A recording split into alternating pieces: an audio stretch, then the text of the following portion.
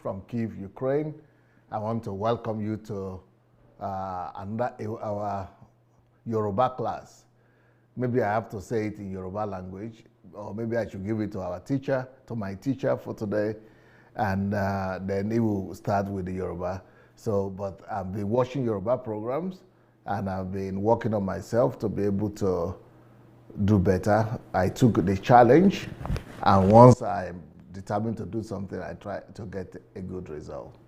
So ekason, ekaro, or eson. In our place here, it is eson. So you might be where you are. It could be aro. So ekaro, ekason, ekale for everybody where you are. Sí ètò Yorùbá tí à ń ṣe pẹ̀lú teacher akọ̀wé, I think akọ̀wé Israel Balogun. Hello, Mr. Israel. Welcome back to the program today. Ẹ ṣé, a dúpẹ́ lọ́wọ́ Ọlọ́run fún àǹfààní tá a tún rí lónìí. A sì gbàgbọ́ pé a ó rí ohun rere kọ́ nínú ètò yìí lónìí. Kí n kí gbogbo ara lé pé ẹ káàbọ̀ lẹ́ẹ̀kan sí sórí ètò wa. Ètò tí ó fún alàgbà olùṣọ́ àgùntàn ní oore ọ̀fẹ́ láti padà sí èdè ìlú bàbá wọn nínú èyí tí wọ́n ti kùnà rẹ̀ láti mọ̀ lẹ́yìn ọdún díẹ̀ tí wọ́n ti kúrò lórílẹ̀-èdè yìí. Lẹ́ẹ̀kan sí màá fẹ́ kẹ́ padà kí àwọn aráalé gẹ́gẹ́ bí ó yẹ kẹ́ ṣe kí wọn ká tó tẹ̀síwájú. Mo ti kí wọn, kí n kí wọn again. Ẹ kí wọn lẹ́ẹ̀kan sí. Kí n kí wọn lẹ́ẹ̀kan sí. Ok, mo fẹ́ àwọn èèyàn ilé, mo fẹ́ fi àtìkò yìí, is it àtìkò? Àtìkò yìí.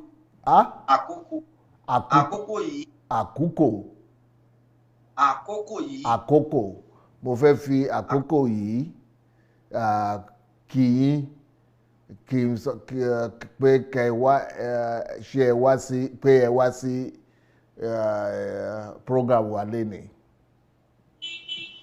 Ó dáa, a dúpẹ́ Ọlọ́run ṣeun pé ẹ ti ń gbìyànjú a sì ń rí ìyípadà díẹ̀díẹ̀ lórí àwọn èdè yìí. Ká tó tẹ̀síwájú lẹ́ẹ̀kan sí, ẹ dákun ẹ ka àkórí ohun tí a fẹ́ ṣe lónìí fún àwọn ènìyàn kí wọ́n gbọ́. Kí ni ojúṣe onígbàgbọ́ àti ìjọ ní orílẹ̀-èdè wọn? Ṣé ẹ lè bá wa túmọ̀ rẹ̀ ní èdè Ìgbò? Kí ni ojúṣe? What is the meaning? Onígbàgbọ́. Okay. No, what is the kind of onígbàgbọ́ means believer, right? What is the kind of Christian church or Christian? I think onígbàgbọ́, the Christians are the ones they call onígbàgbọ́, right? So what are the kind of Christian church or Christian meetings at ìjọ ṣe àti onígbàgbọ́ àti ìjọ, right? Ìjọ, I think it's meeting. So what was the kind of church or what was the kind of meeting ní orílẹ̀-èdè wọn? Oh, I think I get it now. I think he's trying to say, what is the kind of faith people practice in their land? Rárá. Or what is the kind of faith? What is the kind of Christianity? Bẹ̀rẹ̀. Mi gbọ́. Nǹkan wà. Ẹ padà sí bẹ̀rẹ̀ láti bẹ̀rẹ̀. Okay. Kí ni ojúṣe Kí ni ojúṣe onígbàgbọ́ àti ìjọ ní orílẹ̀-èdè wọn? Kí ni ojúṣe? Ojúṣe. Kí ni ojúṣe? I think ojúṣe is meeting or order, maybe order. Kí ni ojúṣe onígbàgbọ́? I think, but onígbàgbọ́, I know that onígbàgbọ́ are the believers. Tí mo bá ní ojúṣe yín ni, kí ni mò ń sọ? Ojúṣe. Tí mo bá ní ojúṣe yín ni. Was there like he was asleep. What? Tí mo bá ní ojúṣe yín ni, kí ni mò ń sọ? It's like I'd never heard that word before. Ojúṣe ni. It's like it's a new phrase to me. Rárá, ẹ ti gbọ́ rí, ẹ kàn gbàgbé ni. Oh, yes, I think so. Màá sọ ní ọ̀nà mìíràn fúnra yín lẹ́sìn ìrántí. Tí mo bá ní ojúṣe yín ni láti mú kí ìlú yín dàgbàsókè. Okay. Kí ìlú yín dàgbàsókè. Ìlú yín dàgbàsókè, that I understand that part. Ìlú yín dàgbàsókè means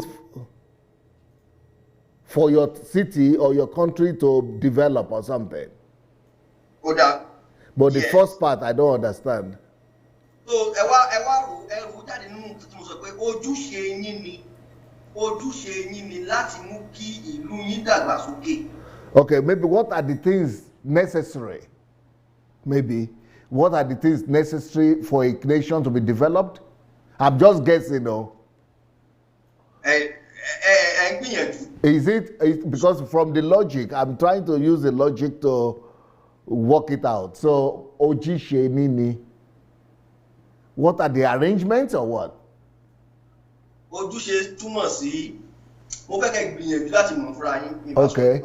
Ojúṣe, what are the things necessary? Or what? Or maybe what are the conditions? Rárá, ẹ jẹ́ kí n sọ báyìí.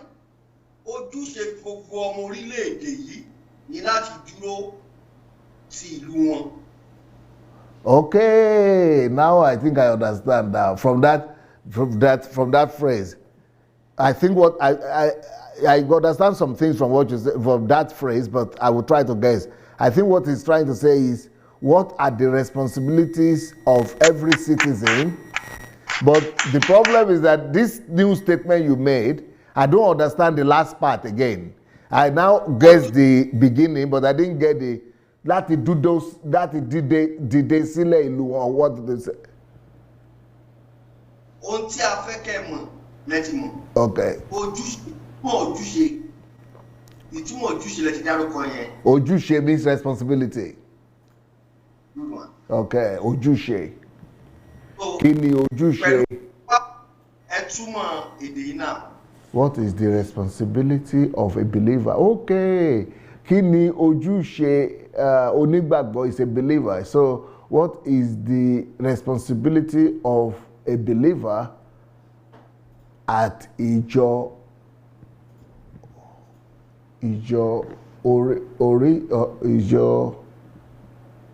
orílẹ̀ èdè wọn? So what is the responsibility of a believer? Is it àti ìjọ orílẹ̀ kí ni ojúṣe? What is the responsibility of the believer ní orílẹ̀ èdè wọn? Oh, okay. I think what is the responsibility of a believer and church?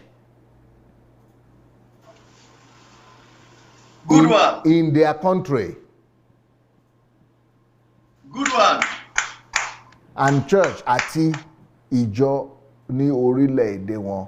Okay, so what is the responsibility of the believer and the church for their country, I think? Or it's not in their country, then it should be for their country. Of their country. Of their country.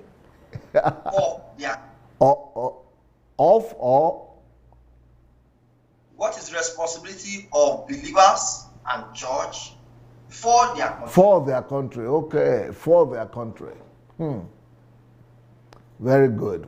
So I would like to remember that ní ojúṣe, kí ni ojúṣe onígbàgbọ́ àti ìjọ ní orílẹ̀-èdè wọn? Wow, I think anybody can learn Yoruba this way. Ojúṣe. Okay. Yes, sir.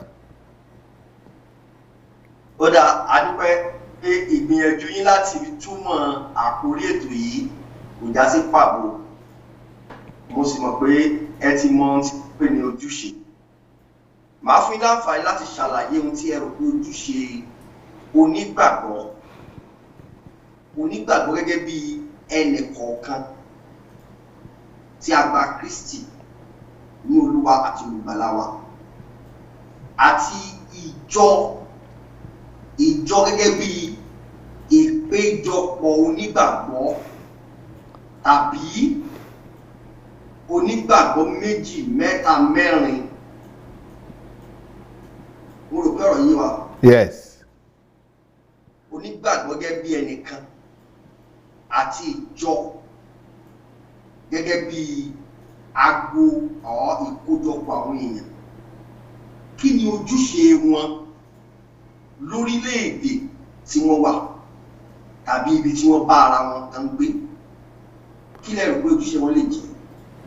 Okay, so kí ni ojúṣe àwọn onígbàgbọ́ ní orílẹ̀-èdè wọn? Bóyá ẹnìkan ni, bóyá ìjọ ni. So nǹkan tí mo rò ni pé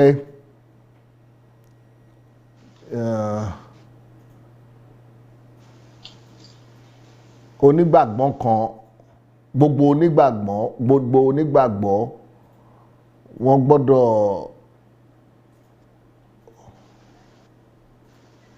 nífẹ̀ẹ́ Ọlọ́run àti kán dẹ̀ nífẹ̀ẹ́ ènìyàn náà. Gbogbo àwọn onígbàgbọ́ wọ́n gbọ́dọ̀ demonstrate ìfẹ́ tí wọ́n ní fún Ọlọ́run by showing ìfẹ́ yẹn sí èèyàn míì, sí àwọn neighbor wọn.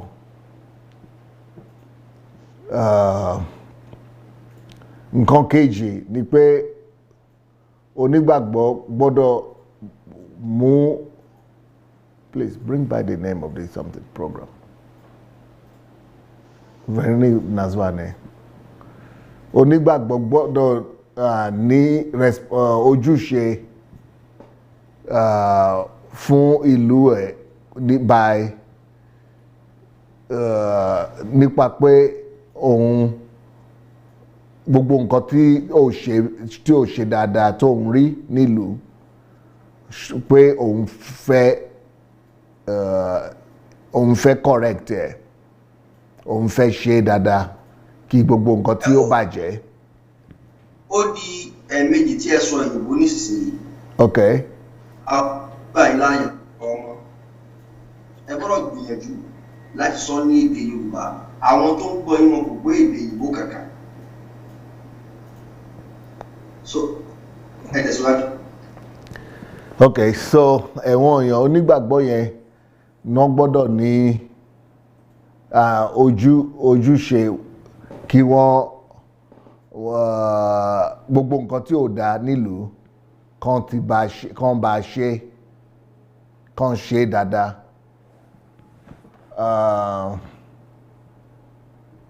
Wọ́n gbọ́dọ̀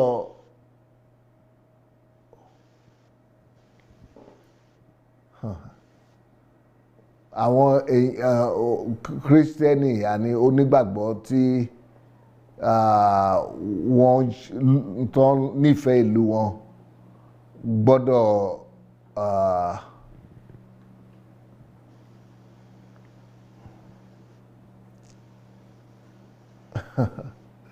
wọ́n gbọ́dọ̀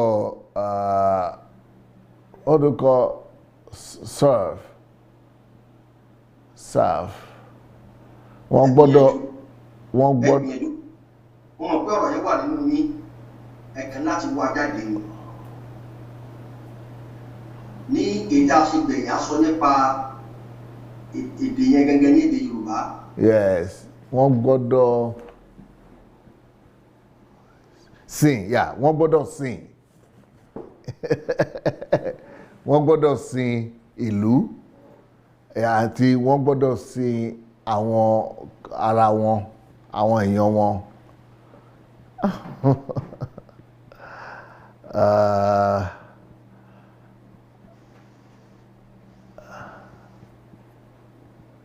I think that's how far I can go. Ọ̀dà ẹgbìyànjú ṣùgbọ́n ẹ ti gbìyànjú jù bẹ́ẹ̀ lọ torí afẹ́kẹ́ ẹ̀kọ́ fún wa tó wáyé pé èdè ìbò lẹ́fẹ́ fi sọ̀rọ̀ yìí a mọ̀ pé wákàtí mẹ́wàá ọ̀tọ̀ láti ṣàlàyé. Torí ìdí èyí bó tiẹ̀ ṣe ogún ìpele lẹ́fẹ́ lò láti ṣàlàyé ojúṣe onígbàgbọ́ ní èdè Yorùbá afẹ́kẹ́ sọ fún wa ní ohun gbogbo tí ẹ mọ̀ nípa rẹ̀. Méjì pé lẹ́ti sọ ẹ sọ pé wọ́n gbọ́dọ̀ fẹ́ ìlú wọn,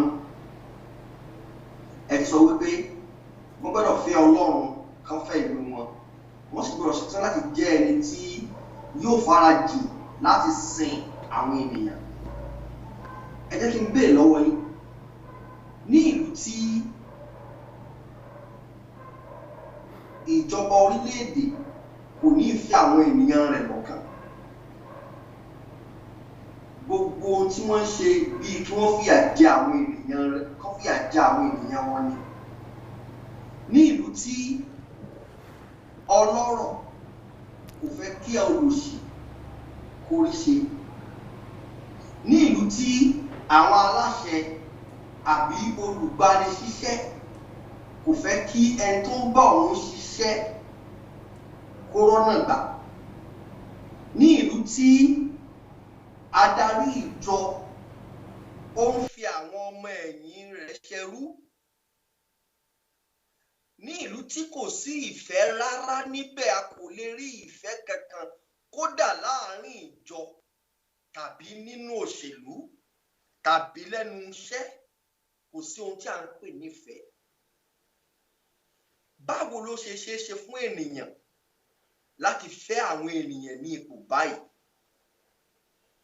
Òye wa ni pé bí a bá fẹ́ mi màá fẹ́ ọ, ẹni tí ò fẹ́ yín, ẹni tí ò fẹ́ ní rí, a ò ní dára wa láàmú. Mo fẹ́ mọ̀ bí ẹ̀rọ lè ṣe láti gbé ìlú tí kò sí ìfẹ́ rárá, báwo ìfẹ́. But the problem tí mo ní ni pé mo ń try láti think, what do you think? Láti ronú ní òyìnbó, ní Yorùbá, but kò ṣeé ṣe fún mi. So ìgbà tí mi lè think ọ̀rọ̀ tí mi lè come up with ọ̀rọ̀ ní Yorùbá, everything I'm locked up, is everything, nothing comes to mind. But tí n bá bá sọ̀rọ̀ ní òyìnbó àti Russian, ó better fún mi. Mo lè express nǹkan tí mo fẹ́ sọ ní Russian, mo dẹ̀ try láti translate ẹ̀, nǹkan tó wà lọ́kàn mi, mo fẹ́ translate ẹ̀ sí Yorùbá, but mi ń find ọ̀rọ̀ yẹn. Àwọn question yìí wọ́n ti deep jù fún nǹkan tí mo lè sọ ní Yorùbá right now, kò sí ọ̀rọ̀ fún wọn, but ma try. So ìgbà tí ò bá sí ìfẹ́ nílùú and tí ò bá sí ìfẹ́ ní láti ọ̀dọ̀ àwọn aṣíwájú ìlú, kí lèèyàn lè ṣe? Kí ni Christians, kí ni àwọn onígbàgbọ́ lè ṣe ńgbà yẹn ní situation bẹ́ẹ̀? Christianity and ìgbàgbọ́ ta ní kò demand and kò require wa pé ká máa look up to the government àbí ká máa look up to àwọn èèyàn tó àwọn aṣíwájú ìlú. Àwọn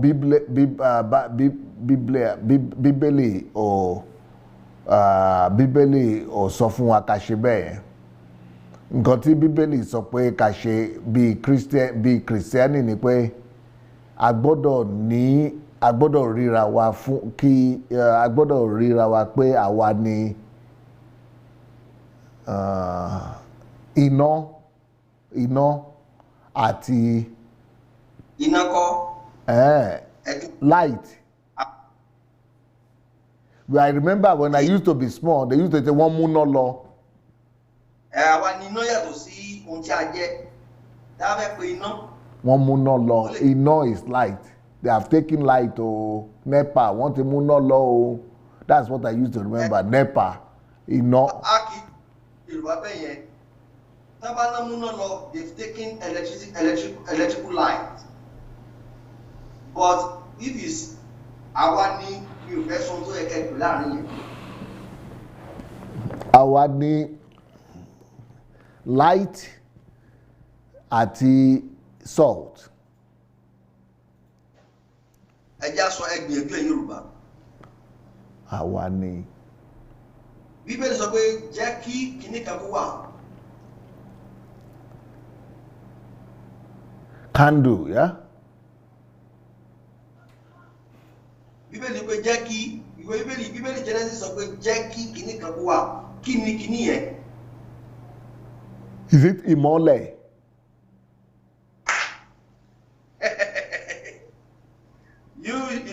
Ẹ̀dìgbà ẹ̀jọ̀ gbogbo aládé bá mi pàtàkì fún wọn.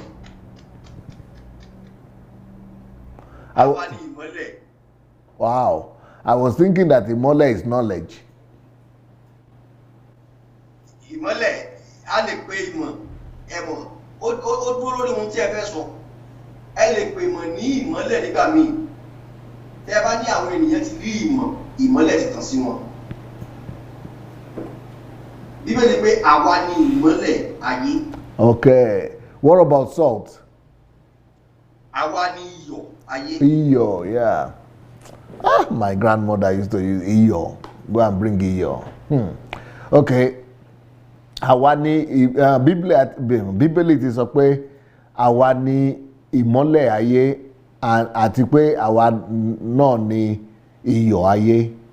So Bíbélì ò sọ fún wa pé ká máa expect or look up to nǹkan tí àwọn politicians ṣe, àwọn government ṣe, àwọn aṣíwájú ṣe. Ọlọ́run sọ pé àwa gan la máa try, la gbọ́dọ̀ ṣe nǹkan tó tọ́. I think is it tó tọ́, right? What is right? Àwa ni a gbọ́dọ̀ ṣe nǹkan tó tọ́. Tá bá rí pé tá bá mọ̀ pé Ọlọ́run wà lọ́kàn wa, a gbọ́dọ̀ make sure wípé Ọlọ́run yẹn ó jáde síta kí àwọn èèyàn rí. Nǹkan tí ìmọ́lẹ̀ ń ṣe ni pé ó máa ń mú ìmọ́lẹ̀ wá sí ibi tí òkùnkùn wà tẹ́lẹ̀. So bí tí òkùnkùn bá wà ní ìlú, tí òkùnkùn bá wà ní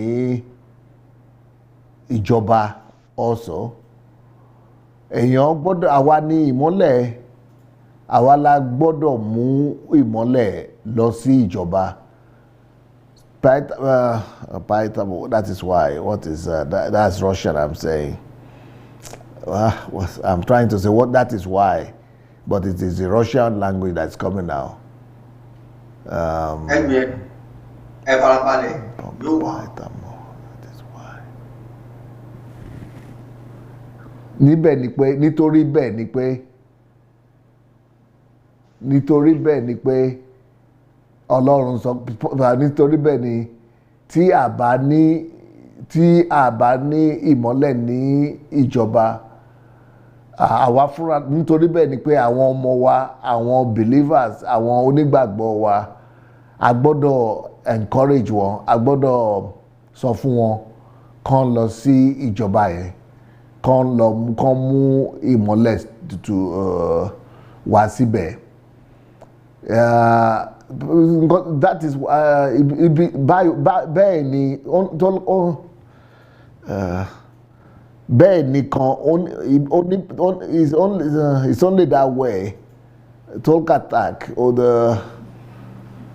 that's Russian bẹ́ẹ̀ ni talk bẹ́ẹ̀ nìkan ni change lè wá sílùú talk bẹ́ẹ̀ ni ẹgbìyànjú bẹ́ẹ̀ ni múlẹ̀ ẹgbìyànjú. Yeah, so the same thing ni nípa iyọ̀ ó mú tí ìlú bá dùn yeah that's it tí ìlú ò bá dùn yes bẹ́ẹ̀ ni ó jẹ́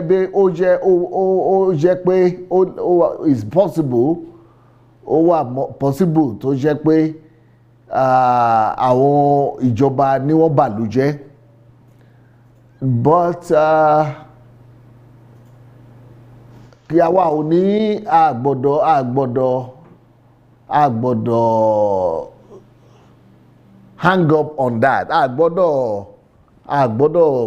kàn give up ká máa sọ pé àwọn ti bàlújẹ́ o nǹkan tá a lè sọ nìyẹn o wọ́n ti bàlújẹ́ no kì í ṣe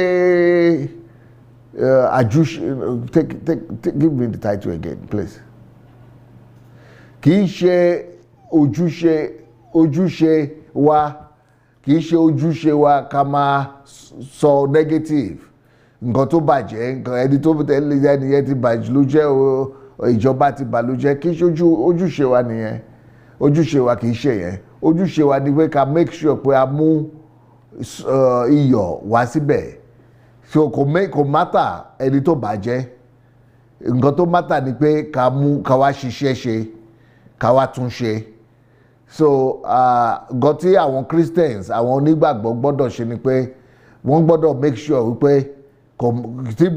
tí òdúdú tí darkness I mentioned it just now tí dúdú bá wà níbì kan nǹkan tí àwa gbọ́dọ̀ ṣe ni pé àwa ṣiṣẹ́ ṣe àwa correct ẹ̀. Kíni bá wà. Darkness ojúkú no òdúdú is black I think darkness I just said it dúdú no tí darkness ó ti dúdú ń ta o that's what my mother used to say is it ó ti dúdú ó ti dálẹ̀ ó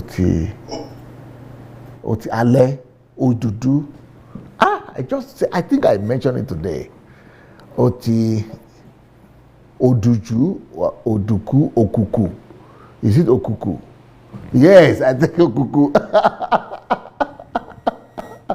oh my God tí òkùkù right tí òkùkù bá wà ní ìjọba iṣẹ́ wa ni pé káwa mú ìmọ́lẹ̀ wá síbẹ̀ ni nǹkan tí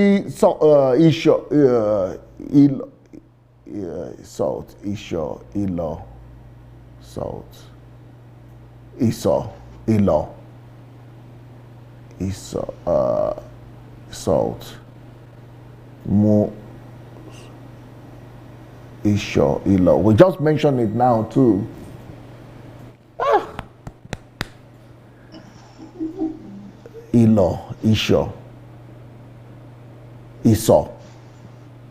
Ìṣọ̀ salt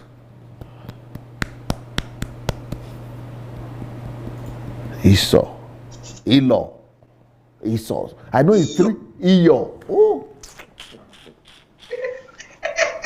my God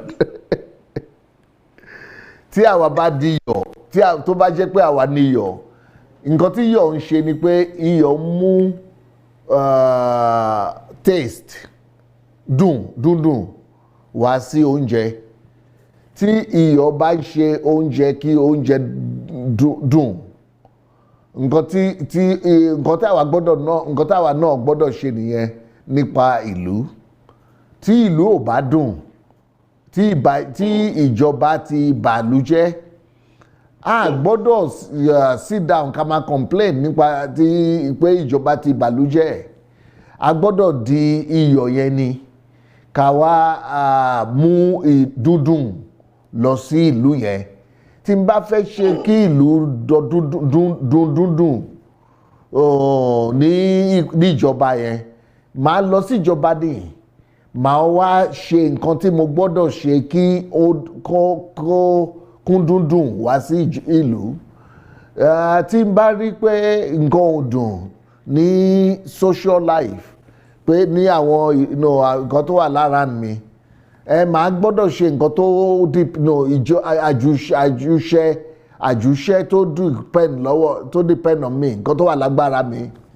Àjùṣe tó wà lágbára mi ni mo gbọ́dọ̀ ṣe kí mú iyọ̀ yẹ wá sí àwọn tó wà ní around mi.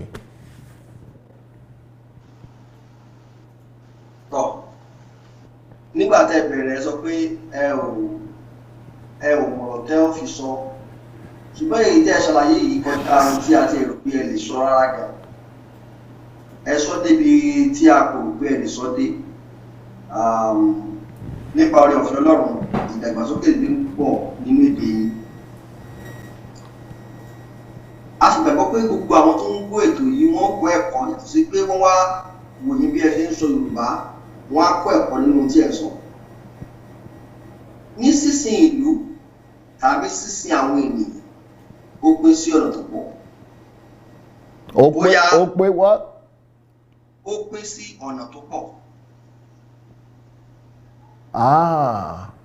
Okay. Ǹjẹ́ ẹ ọ̀rọ̀ náà? Yes, I think there are different ways, right? It means different ways. Okay. Tó bá pín sọ́nà tó pọ̀, bóyá nípa dídá ẹgbẹ́ kalẹ̀, ẹgbẹ́ tí kò jèrè ṣùgbọ́n tó sìn lú, àwọn ẹgbẹ́ aṣèlú láìwérè, bóyá pípa ní dídá kíkó àwọn ènìyàn jọ, ṣíṣe wọn láàánú, ríràn wọn lọ́wọ́. Ṣùgbọ́n orílẹ̀-èdè wa ti dé ibì kan lónìí tí ṣíṣe àánú lórílẹ̀-èdè yìí ó ní ewu nínú. Bóyá orí ẹnìkan tó ní ìjàmbá lójú ọ̀nà tó rò pé ó yẹ kó o gbé wọn, kó o lè gbé wọn lọ sí ilé ìwòsàn. Tí ẹni yìí bá kú sínú ọkọ̀ rẹ, ìjọba ò ní gbọ́ kó fẹ́ ṣàánú ní ẹ̀wọ̀n ni.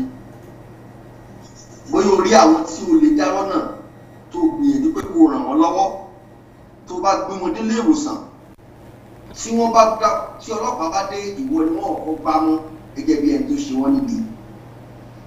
Bóyá o ti ẹ̀rẹ́ nìkan lọ́nà tó dá dúró nínú òkùnkùn tí kò rí ẹni tí ó ràn lọ́wọ́, tó sì gbìyànjú pé kó ràn lọ́wọ́, tó o bá pinnu àti gbé wọn lọ́wọ́, láì mọye ìgbà ikú wọn máa ń jẹ́ gbọ́mọgbọ́mọ tàbí olè. Màá tún ṣàlàyé sí i. Bóyá o ti ẹ̀rí ọmọ aláìní kan níta tó gbìyànjú pé kó o mú wá sí ilé rẹ, láì mọye ìgbà ikú wọn ló pa ọ̀gá wọn. Irú wọn ló ní ẹ̀mí òkùnkùn tó fi ń bá ọ̀gá wọn jà. Bóyá o gbìyànjú pé o fẹ́ lọ ṣe àwọn ọmọ aláìní lóore, bóyá o ṣe oúnjẹ, o fẹ́ lọ fún wọn lóúnjẹ. Ohun tí àwọn ará orílẹ̀-èdè gbàgbọ́ ni pé irú ẹ̀dá bẹ́ẹ̀ ó fẹ́ lo ògo wọn ni. Alàgbà, ìmọ̀ràn wo lẹ́gbàá àwọn ènìyàn tó pinnu pé àwọn fẹ́ sìn, ṣùgbọ́n torí àwọn nǹkan wọ̀nyí ó jẹ́ ẹ̀rù fún wọn, kí lẹ rò pé wọ́n lè ṣe?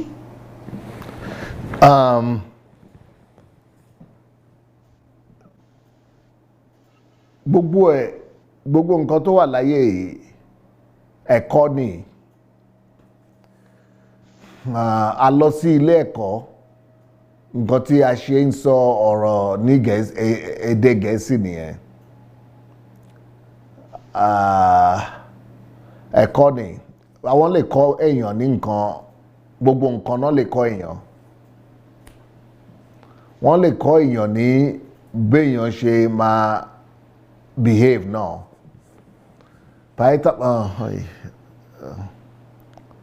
Поэтому that's Russian. Nǹkan tá a lè ṣe ni pé a gbọ́dọ̀ pay attention sí ẹ̀kọ́. A gbọ́dọ̀ kọ́ àwọn èèyàn ìwà ní ìwà tí ó dáa. A gbọ́dọ̀ àwọn èèyàn kan nílùú gbọ́dọ̀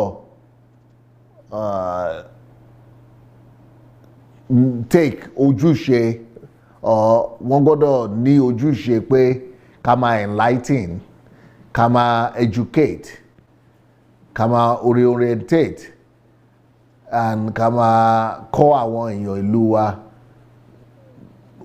ní values, ní àwọn ìwà dáadáa, wípé kéèyàn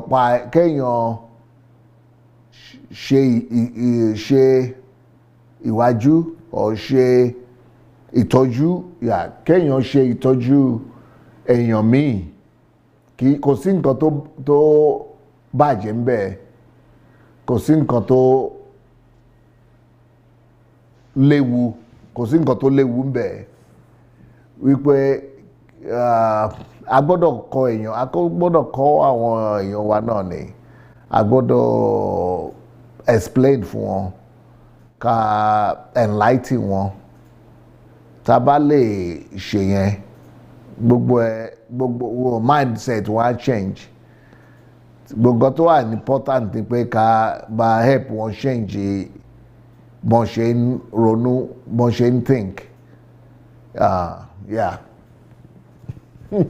Ọjà ká máa fi ọ̀pá pọ̀ lọ́pọ̀lọ́ péjọ. Mo gbàgbọ́ pé ẹ ti yẹ̀jú dáadáa. What do you say? Ká máa fi what? Ọ̀pá pọ̀ lọ́pọ̀lọ́ péjọ. It's an adage in Yoruba that says, "Don't let us prolong the matter." Oh, wow. I was thinking that you are saying, don't let us kill the snake with a stick. That is opakoro. That is a long tree, a long stick. You want to use it to kill a snake. So you are longing the matter. Wow. So, ká má fi opakoro polo péjọ. Ẹ ti gbìyànjú dé ibi tí a rò pé a ò tiẹ̀ lérò pé lè dé nípa àlàyé nínú ohun tí ojúṣe onígbàgbọ́ àti ìjọ jẹ́ ní orílẹ̀-èdè àti bí a ṣe lè fẹ́ Ọlọ́run ká sì fẹ́ àwọn ènìyàn. Ẹ ti gbìyànjú láti sọ fún wa pé ká jẹ́ iyọ̀ àti ìmọ́lẹ̀. Bí a bá rí òkùnkùn níbikíbi, ojúṣe wa láti tan ìmọ́lẹ̀ síbẹ̀. Tí ìlú ò bá dùn, ká di iyọ̀ tí ìlú náà nílò láti sọ ní àná. Ṣùgbọ́n ká tó máa lọ lórí ètò yìí lónìí, tí iyọ̀ bá wá sọ adùn rẹ̀ nù, gẹ́gẹ́ bí ìjọ tó wà ní orílẹ̀-èdè Nàìjíríà lọ́wọ́, àìmọye ìjọ ti sọ adùn wọn nù. Ohun tí bẹ́ẹ̀ sì wí ni pé tí iyọ̀ bá sọ adùn rẹ̀ nù, kí ni onígbàgbọ́ yóò ṣe? Nísinsìnyí, ìjọ orílẹ̀-èdè wa ó ti sọ adùn rẹ̀ nù, kí ni ẹrù pé onígbàgbọ́ lè ṣe?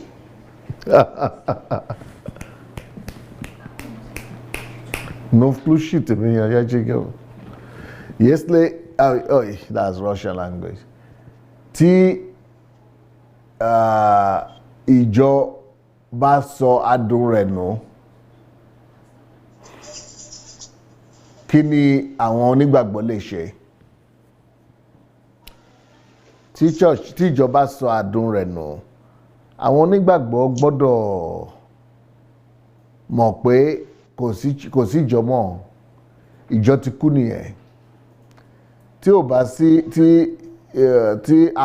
bá sí àdùn nínú ìjọ Ọlọ́run kò sí ìjọ mọ́ èèyàn gbọ́dọ̀ jáde nìyẹn láti inú ìjọ yẹn kó wá máa wá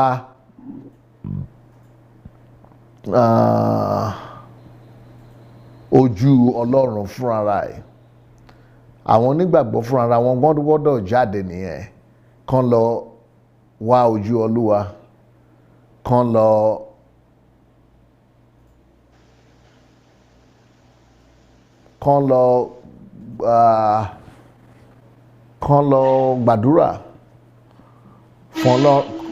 gbàdúrà fọ́lọ́run kán lọ wájú ojú wọn ó mean pé it is time for revival pé there is a need for revival nílùú yẹn nìyẹn I think they call revival oríṣe or ojúṣe or something.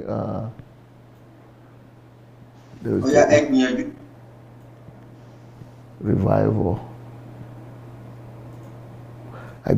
People used to come to our village that time and they used to ring all this bell and say ẹ wá sí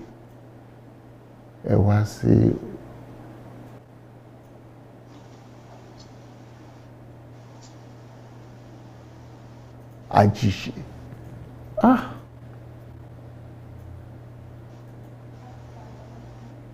revival ẹ wá sí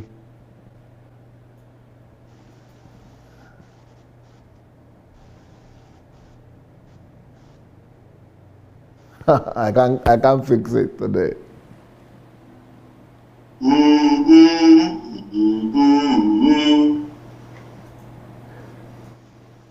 Ẹ wá sí orin kíkọ orin. Mo sọ èdè nínú ohun tí mo ṣe yẹn mo rò pé kàn yóò ràn yín lọ láti rántí ẹ̀. Kíkọ orin. Ṣùgbọ́n ẹ̀rọ. Ẹ wá sí. Kíní ayé ń bọ̀ wá. Wá ní kíní kan ayé ń bọ̀ wá. No, I can't get it. Oshiji or something like that. Ojiji. Ẹgbìyànjú díẹ̀ sí. Ojiji or something they used to call it. Very close. Ẹgbìyànjú díẹ̀ sí. I'm trying to remember it. They used to say Ojiji or something G. It's like waking up or awakening or something like that in Yoruba. Jí wà ń bẹ̀. Ó wá kó ọ̀rọ̀ kan ṣáájú jí.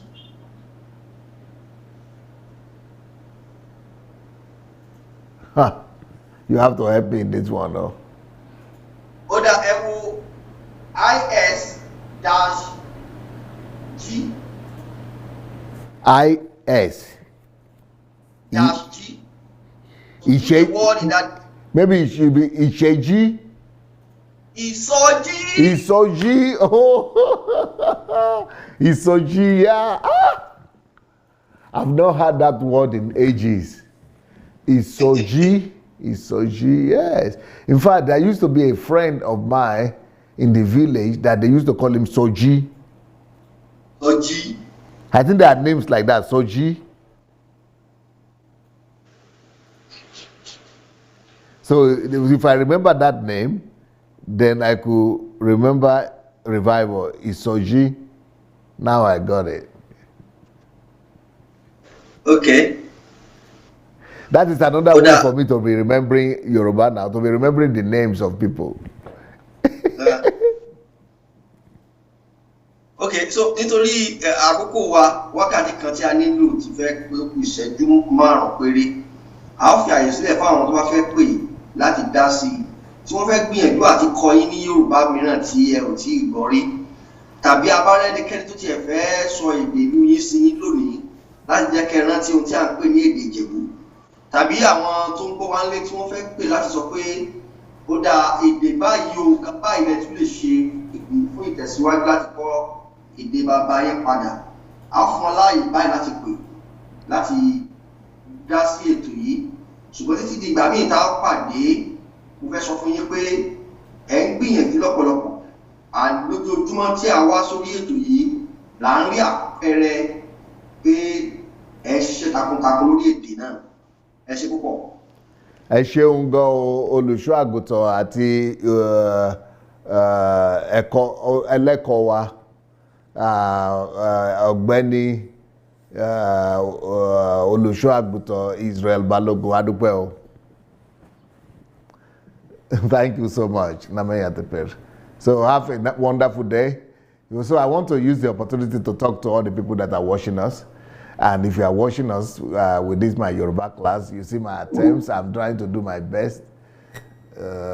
Please, if you are there and you would like to call into the program, please go ahead and look for Move Agents on Facebook Messenger.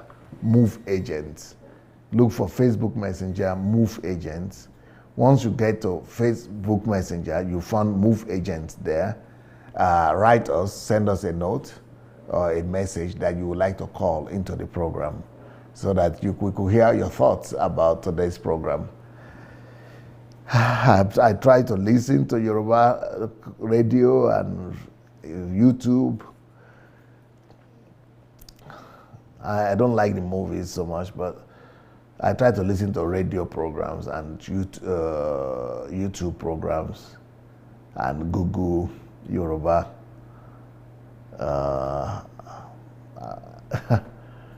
It's a full-time job. I've got to really devote a lot of hours to this. But I think the greatest weakness I have is the practice. I've got to practice it. And Russian language and English language are the limiting factor for me. Well, this book is about our country, Nigeria. We have a caller? Okay, before the caller comes, I want to talk to you about this book. You are born to make your nation great. That is talking about Nigeria and that nation. All of us are called to make our nation great. If you don't have the book yet, please go ahead and get it. You can get it on Amazon. You can get it on DSA Books Planet, dsabooksplanet.com. If you are in Nigeria, they will bring it to your house, dsabooksplanet.com. Or you could get it on Okada Books if you want the electronic one, okadabooks.com. So, but this book is going to help you know how to the answers to the question that I was being asked in Yoruba language. They are in this book, but I cannot talk. I cannot even explain the points in Yoruba language. But I wrote not just one book. I've written many books about these questions. But I have to be able to speak either Russian language or English language to be able to pass the ideas across. So, but I have to revive my Yoruba language to see if maybe God will help me to be able to. I think we have a caller. Hello? Hello, ẹ káàárọ̀. Ẹ káàárọ̀ sà o. Ẹ jọ̀ọ́, èmi láti Israel ni mo ti ń pè o. T-shirts, there's television. Hello? Talk, that's Russian. Who is speaking? Let me just say in English. Ta ló ń sọ̀rọ̀ o. Okay, èmi ni opportunity mo jẹ tí wọ́n mú Adéníyì Ọláníwájú Lucas ló ń sọ̀rọ̀ láti Spain. Kí lorúkọ yín again? Adéníyì Ọláníwájú Lucas. Ẹ ti sọ̀rọ̀ too fast. Okay, Adéníyì Ọláníwájú Lucas. Okay, mo get it say. Okay, that is Spain letting pay. Bẹ́ẹ̀ni, ó yẹ kẹ́ ti dá mi mọ̀, mo ti ara àwọn cycles yìí ni láti jọjọ́ yìí. Okay, but ẹ ń sọ Yorùbá this time. Mi ṣe ní sọ Yorùbá, ọmọ Yorùbá ni mí. Ẹ bá mi ṣe help wa. DSA náà eléyìí tí ẹ wọ̀ kiri wọ́n ti dán abẹ́ ni pé ìgbà tí mo rí pé Mr. Israel tí wọ́n ń bá yín sọ̀rọ̀ because mi opportunity tí mo nílé ni pé mo máa ń lọ síbi iṣẹ́ mi ráyè sí program mo yìí but nígbà tí mo wá wà nílé ní mo wá ní kí n fẹ́ kàn pé. ẹ wo bí ẹ ṣe mi mọ bí àbáṣe dúpẹ́ lọ́wọ́ yín o because most àwọn program yín bí mi tiẹ̀ wò ìyàwó mi ń wò tó yẹ pé ó change a lot nínú life wa ó change everything ó yẹ yín so ẹ wò máa dúpẹ́ lọ́wọ́ yín fún gbogbo vision tẹ́ ní fún Nàìjíríà bẹ́ẹ̀ ṣe mí yẹn ní agbára Ọlọ́run á support yín. Amen. Ọlọ́run á mú yín débẹ̀ kò ní sí pé àwọn ọ̀tá Ọlọ́run ní ṣe kínní. In Jesus' name. Ànídé nǹkan tó tún yá jẹ́ kí mi ní purọ́ fún yín because èèyàn gbọ́dọ̀ máa purọ́ fún yín nǹkan tó jẹ́ kí máa listen sí ọ̀rọ̀ yín because mo wo bí tẹ ṣe ń ṣe ní bẹ́ẹ̀ ṣe pastor ní Ukraine. Bẹ́ẹ̀ wọ́n ní kí n compare sí Nàìjíríà àwọn Nàìjíríà pastor because kánà àwọn Nàìjíríà pastor ló ní church tẹ́mí yẹn ESM ní purọ́ fún yín wọ́n á ti ní a lot of properties ní Nàìjíríà wọ́n ti gba owó lọ́wọ́ àwọn òyìnbó gba owó everything. Wọ́n ti ra private jet. Wọ́n ti ra private jet but no ẹ mọ̀ pé fún ẹ̀yin tún wà bẹ́ẹ̀ yẹn pé ẹ̀ nílé ní Nàìjíríà. Bẹ́ẹ̀ni ní property ẹ̀ lẹ́rìtì. mi nílẹ̀ mi nílé mi ní car mi ní mọ́tò. ṣé ìyẹn lásán ó qualify wípé that is a man of God because tó bá wo most of pastor tó wà ní Nàìjíríà sí àwọn tí gbogbo wọn ò lé kí wọ́n fẹ́ ra jíìpù mọ́ sí private jet ní gbogbo wọn lé so ẹ mọ̀ pé ìjẹ́ lásán because a few pastor ní Nàìjíríà ló máa náwó sókè kó lè ráyè láti dá ìfún Nàìjíríà kò sí tó ráyè láàrin gbogbo wọn ipò òun fẹ́ ṣe gbogbo nǹkan tẹ́ fẹ́ ṣe yí pé àwọn fẹ́ kú fún Nàìjíríà kò sí tó ráyè láàrin gbogbo wọn ó ti yé yín because wọ́n ti rà bẹ́ẹ̀ ni pé nǹkan tó gbọ́ wọ́n preach ní pé ẹ mú wá sí ṣọ́ọ̀ṣì oríṣiríṣi so many things but Ọlọ́run tó fún yín débi tẹ́ gbélé nìyí kò ní padà lẹ́yìn ní Ọlọ́run tó gbogbo support tó ti ń fún yín láti gbà tẹ́ ti kúrò láti Nàìjíríà tẹ́ ti wá sí Ukraine tí ẹ ti mú gbogbo àwọn tẹ́ ti jà fún bẹ́ẹ̀ tí ẹ ti change life wọn yìí tó kù tẹ́ fẹ́ lọ ṣe ní Nàìjíríà Ọlọ́run á support yín Ọlọ́run á support Ọlọ́run á dúró ti ní adẹ́dúpẹ́ lọ́wọ́ Mr. Israel náà because Mr. Israel náà is a wonderful man tó yẹ kí mo really respect a lot. àwọn náà máa ń ask me ní questions oríṣiríṣi. èmi ti fẹ́ béèrè lọ Mr. Israel pé ibo ni Mr. Israel ti máa ń rí àwọn questions tí wọ́n máa ń bẹ̀rù ní ọwọ́ no DSA no mi ní púrọ́ fún ṣẹ́rí question yẹn dàbí ṣẹ́rí ẹni tí ò bá ní nǹkan ṣe ó yẹ yín ẹni tí ò bá ní nǹkan ṣe tó máa béèrè question yẹn ní ọwọ́ ẹ̀ ó ní bó ṣe máa respond. Bẹ́ẹ̀ni. ó yẹ yín ó ní bó ṣe máa respond but nínú ọ̀rọ̀ yín tí wọ́n béèrè question lọ tí ẹ pé bẹ̀rẹ̀ ṣe ń fún wọn ní èsì gan tí òun respect ló jẹ́ kí àwọn èèyàn ní belief nínú yín. Wow. ó yẹ yín nǹkan tó jẹ́ káwọn èèyàn ní belief ní because táwọn èèyàn bá ti ń sọ sí pé lẹ́yìn pé èèyàn kan béèrè question lẹ́yìn pé díẹ̀ sí báyìí ẹ fẹ́ ṣe lé ẹ̀kọ́ ní ẹ má wọlé máa ṣe but ẹ fún wọn ní solution no ẹ fún wọn ní solution ẹ dẹ̀ ń fún wọn ní answer ẹ dẹ̀ ń fún wọn ní nǹkan báyìí ẹ dẹ̀ ń fún wọn ní nǹkan báyìí Ọlọ́run tó fún yín mímọ̀ yẹn tó fún yín everything á ṣe. Àmín o. ní agbára Ọlọ́run ní àkútọ́ ọ̀rọ̀ tó máa lọ and again mo kàn sọ pé most àwọn tó ń kàn bí ẹ̀yin sí Nàìjíríà pastor ẹ yàtọ̀ sí wọn. ẹ yàtọ̀ ní púrọ̀ fún náà bí ẹ yàtọ̀ sí wọn because ó dàbí máìmì ìbẹ́ dárúkọ ẹ̀ lánàá èèyàn kan ní ó rèpù èèyàn ní Nàìjíríà èèyàn kan wá post ẹ̀ sórí Facebook pé Sam Ojo DSA pé gbogbo wọn ṣe nìyẹn so àwọn èèyàn kan wá láti máa béèrè lọ́wọ́ onítọ̀hún yẹn pé fine a ti rí fídíò Sam Ojo a ti rí fídíò Bíọ́dún tó bá lè show wa ní fídíò ti DSA. I believe. tó mọ̀ pé I need belief ó ní kọ́ máa ṣe kí ni òun dẹ̀ máa send èmi láti send message sí mo nípa tó lè mú mi tó lè kí n believe rẹ pé send the video tó bá ti send the video yẹn I need belief. So mo tẹ̀ sọ fún pé Europe la wà yìí ìwọ tó bá rí pé ó fẹ́ yàwó sílé gan. ẹ lọ sí ìwọ̀n àwọn nìyẹn prison nìyẹn ní Europe. ipe mo sọ fún pé ìwọ tó bá fẹ́ yàwó sílé gan tó bá lọ fẹ́ bá yàwó tí ìyàwó tí ò bá gbà tó bá fọ̀ sí ẹ̀ tó bá lọ report. ẹ̀wọ̀n nìyẹn ẹ̀wọ̀n. ìdílé kí wọ́n máa mú àwọn ọgbọ́n àríkèríkè DSA mo dúpẹ́ lọ́wọ́ yín gan Nàìjíríà tẹ̀lé fẹ́ lọ Ọlọ́run máa tì yín gbogbo àwọn tó máa jẹ́ ọ̀tá fún yín gbogbo wọn máa fojú wọn ní agbára Ọlọ́run. Àmín o àmín o adúpẹ́ ẹ ṣeun gan ni ó dàbọ̀. Ni nada provesta vita tu numero ani padumo sto nada tu das one. Hello, do we still have a caller? I think that one call is enough because you're speaking for long as well.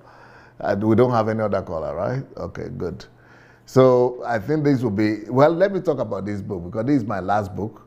I just released it yesterday. So if you are one of the ones that really like to grow and self-develop, this is my latest book. It's called The Secret of Fruitfulness.